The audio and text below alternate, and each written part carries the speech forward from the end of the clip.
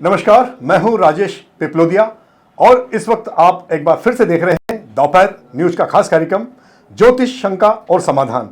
तो हमारे साथ एक बार फिर मौजूद हैं आपको जानकारी देने के लिए प्रसिद्ध ज्योतिष कान्हा जोशी जी। तो कान्हा जोशी जी, एक बार फिर हमारे तमाम दर्शकों की ओर से आपका दोपहर न्यूज में स्वागत है। इस बार हम 3 फरवरी से 9 फरवरी के बीच कौन कौन से मुख्य तीज और त्यौहार आ रहे हैं, उन तीज और त्यौहारों का क्या महत्व है, किस तरह से आप उनका आध्यात्मिक रूप से लाभ उठा सकते हैं, इन सारी बातों को लेकर हम कान्हा जी से आग्रह करेंगे कि वे हमारे तमाम दर्शकों को इस संबंध में जानकारी दें। लेकिन सबसे पहले मैं आप सभी का एक बार फिर से धन्यवाद अदा करना चाहूँगा कि आप हमारे इस कार्यक्रम को सर्वाधिक पसंद कर रहे हैं और कई लोगों के फ़ोन कॉल्स भी आते हैं कि वे हमारे बताए हुए उपाय से काफ़ी लाभान्वित हो रहे हैं। बहुत से कमेंट बॉक्स में भी कमेंट्स करते हैं, तो इसके लिए आपका एक बार फिर से धन्यवाद और कोशिश कीजिए कि इस कार्यक्रम को आप अपने अन्य परिचितों को भी पहुंचाएं। तो कान्हा जी, अब आप थोड़ा सा हमारे दर्शकों को बताइए कि 3 फरवरी से लेकर 9 फरवरी के बीच में और क्या क्या तीज त्यौहार आ रहे हैं। जय श्री कृष्ण। दिनांक 3 फरवरी को सर्वप्रथम सूर्य उदय तिथि के अनुसार, वैष्णव मतानुसार व कुछ पंचांगों के अनुसार श्री पंचमी व बसंत पंचमी का पर्व कई शुभ संयोगों के साथ मनाया जाएगा। बसंत पंचमी चूंकि साल भर के 4 अबूझ मुहूर्त में से एक अबूझ मुहूर्त होता है, जिस दिन बिना कोई मुहूर्त देखे भगवान के माथे या भगवान के भरोसे आप विवाह लग्न कर सकते हैं। खासकर बसंत पंचमी के दिन श्री सरस्वती मैया का प्रकटोत्सव मनाया जाता है। सभी विद्या संस्थानों में, खासकर सरस्वती मंदिर में विशेष अनुष्ठान इस दिन अवश्य होते हैं। खासकर सभी विद्यार्थियों को इस दिन सरस्वती मैया के दर्शन अवश्य करना चाहिए। उस दिन प्रातःकाल जब आप मार्केट जाएंगे तो आपको इजीली बसंत के फूल मिल जाएंगे। उस दिन खासकर सरस्वती मैया को बसंत विशेष रूप से चढ़ाना चाहिए। हो सके तो आप स्वयं भी पीले रंग के वस्त्र धारण करेंगे, पीली रंग की चीजें माँ सरस्वती को भेंट करेंगे तो अनन्य कृपा आपको माँ सरस्वती की मिलेगी, जिससे आपकी वाणी और बुद्धि दोनों अवश्य होगी। चूंकि अभी गुप्त नवरात्रि का महापर्व चल रहा है, गुप्त नवरात्रि के 5वें दिन पंचमी पर ही बसंत पंचमी आती है, तो आपको इस बात का भी विशेष ध्यान रखना है कि गुप्त नवरात्रि में जितना आप दान पुण्य और खासकर जब तब आप करेंगे उतनी आपको कृपा माता रानी की मिलेगी। तो हो सके तो दुर्गा सप्तशती का पाठ, नहीं तो कम से कम सिद्ध कुंजिका स्तोत्र का पाठ करेंगे तो आपको माता रानी कृपा से अपने जीवन में खासकर करियर के क्षेत्र में आपको उन्नति विशेष रूप से हासिल होगी। आपने पहनावे के विषय में तो बोल दिया, लेकिन खाने का भी कुछ इसमें महत्व है। फरवरी मतलब जो बसंत पंचमी पर्व आ रहा है, जैसे पीली मिठाइयाँ हैं या किसी प्रकार भोग है। दूसरा ये था कि जैसे 2 और 3 तारीख के दिन को लेकर फिर असमंजस की स्थिति बनी हुई है। कोई ब्राह्मण वर्ग कहते हैं कि 2 तारीख को ही शुभ है, ज़्यादा प्रभावी है, कोई कहते हैं 3 को है। तो ये विरोधाभास क्यों हो रहा है? हर मतलब जो भी विशेषज्ञ हैं अपने शास्त्रों और धर्म के, वे अपनी अपनी बात पे अड़े रहते हैं। तो ये थोड़ा सा ऐसा नहीं लगता कि कहीं ना कहीं सनातन धर्म को बांटा जा रहा है और ये दुख का विषय महसूस किया जा रहा है? देखिए, जब भी कोई भी पर्व या त्योहार 2 दिन एक साथ जब भी आता है तो उसमें अमूमन ऐसा देखा जाता है कि एक दिन पहले कोई भी पर्व अगर शुरू हुआ होगा तो वो सूर्योदय के बाद वो तिथि प्रारंभ हुई होगी। जैसा इस बार आपको रविवार के दिन 2 तारीख को देखने को मिलेगा। मैं बहुत ही सरल भाषा में आपको समझाने की कोशिश करता हूं।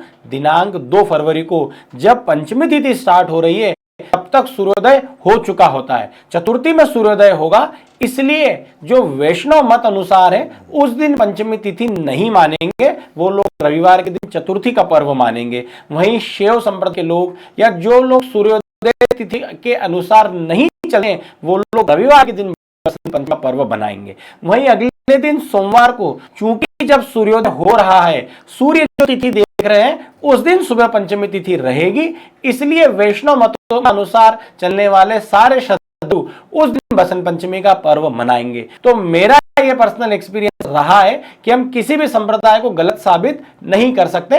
जब भी त्योहार अगर 2 दिन आते हैं तो उसमें हम ये नहीं कह सकते कि पहले दिन गलत है या दूसरे दिन गलत है। जैसा हमने अभी 3 महीने पहले 31 अक्टूबर और 1 नवंबर को दीपावली के पर्व के उसमें हमने देखा। तो इसलिए जब भी दो पर्व अगर आते हैं तो मेरे हिसाब से आपको दोनों ही दिन वो पर्व का पालन कर लेना चाहिए।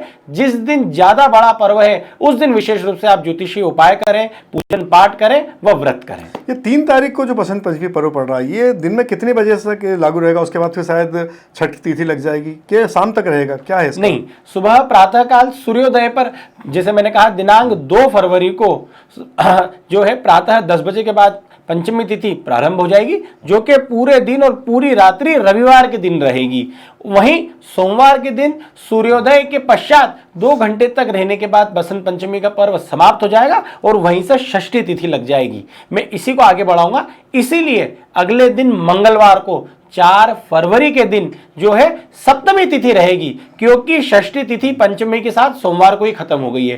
तो इसी के साथ दिनांक 4 फरवरी मंगलवार के दिन रथ सप्तमी का पर्व, जिसे नर्मदा जयंती के रूप में मनाया जाता है, उस दिन भी विशेष रूप से माघ माह का पर्व स्नान प्रयागराज में अमृत स्नान के रूप में 4 फरवरी के दिन भी होगा। तो खासकर आप प्रयागराज जाकर के संगम में डुबकी उस दिन विशेष रूप से लगाएं। प्रयागराज नहीं जा पा रहे तो कम से कम अपने शहर के आसपास स्थित किसी भी तीर्थ स्थल में, और हो सके तो नर्मदा मैया के किनारे जाकर के आप नर्मदा जयंती के दिन अगर डुबकी लगाएंगे तो विशेष रूप से आपके पितरों की आत्मा को शांति अवश्य मिलेगी। पंडित जैसे कहते हैं कि जो शादी ब्याह में जिसको विघ्न आते हैं, इसके लगन नहीं निकलते, वो बसंत पंचमी के दिन कर सकता है। तो आपके इस मतानुसार तो सुबह सुबह ही अगले दिन 3 तारीख को ब्याह कर लेना चाहिए। अगर कुछ लोग दोपहर में या रात्रिकालीन जो शादी ब्याह करते हैं तो फिर उसका कोई महत्व नहीं रह जाता है। तो ऐसे लोग थोड़ा सावधान रहने की आवश्यकता है या नहीं? क्योंकि अगर कोई रात्रि में विवाह है या मान लीजिए शाम को दोपहर बाद है तो फिर उन्हें उसका लाभ ही नहीं मिलेगा। तो क्या फिर ऐसे व्यवहारिक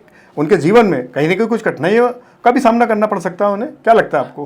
बिल्कुल, आपने जैसा कहा बिल्कुल सही कहा कि मैंने जैसा पहले कहा कि 2 दिन तक अगर कोई पर्व होता है तो दोनों ही दिन उसकी मान्यता है, लेकिन किसी एक दिन ज़्यादा मान्यता रहेगी, ज़्यादा इंपॉर्टेंस रहेगा। वो इस बार 2 तारीख को पड़ रहा है कि चूंकि 2 तारीख को दिन भर और पूरी रात भर बसंत पंचमी का पर्व रहेगा, पंचमी का पर्व रहेगा, और खासकर ज्यादा पंचांगों में 2 तारीख को दिया है, इसलिए 2 तारीख का ज्यादा महत्व है। लेकिन 3 तारीख को हम निगलेक्ट नहीं कर सकते, क्योंकि वैष्णव मतानुसार वो ऐसा मानते हैं कि अगर सूर्योदय जिस तिथि में हो गया है उसी तिथि को वो पूरे दिन और पूरी रात्रि मानते हैं। उस मान्यता के अनुसार वो 3 तारीख को भी विवाह करेंगे।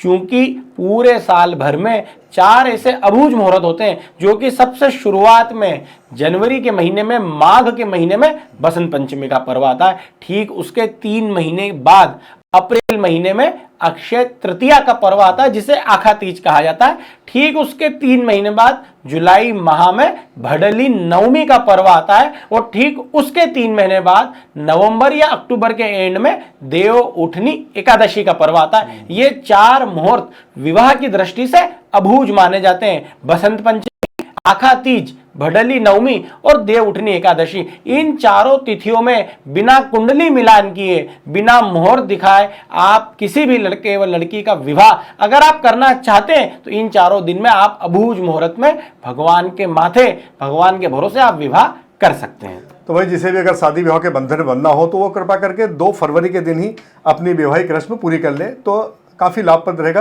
पंडित जी, इसके अलावा और कौन से तीज और त्यौहार आ रहे हैं? अगली तिथि कौन सी पड़ रही है? क्योंकि 9 फरवरी के बीच में और क्या आ रहा है? जी, जैसे 3 फरवरी को बसंत पंचमी, 4 फरवरी को मंगलवार को नर्मदा जयंती, और पूरे अगले गुरुवार तक आप देखेंगे कि गुप्त नवरात्रि का पूरा पर्व विधि विधान से मनाया जाएगा। आपको कोशिश करना है कि रोज माता रानी को हो सके तो अलग अलग व्यंजनों का भोग आप पूरे गुप्त नवरात्रि में लगाएंगे तो विशेष कृपा आपको मिलेगी। और खासकर अंतिम दिन जब अष्टमी और नवमी रहेगी, आप कोशिश करें कि दुर्गा अष्टमी के दिन आप माता रानी की निमित्त हवन करें, और नवमी में आप घर में अगर कन्या भोजन करेंगे। आप ऐसा मत सोचिए कि जो प्रकट नवरात्रि है उनका ज्यादा महत्व और गुप्त नवरात्रि का महत्व नहीं है। चारों ही नवरात्रि का विशेष रूप से बराबर महत्व। माता की निमित्त हवन और नवमी में आप कन्या पूजन करके कन्या भोजन करेंगे तो आपके जीवन में एक अद्भुत चमत्कारिक आपको लाभ देखने को मिलेगा। वहीं शनिवार के दिन दिनांक 8 फरवरी को जया एकादशी, अजा एकादशी का व्रत रखा जाएगा।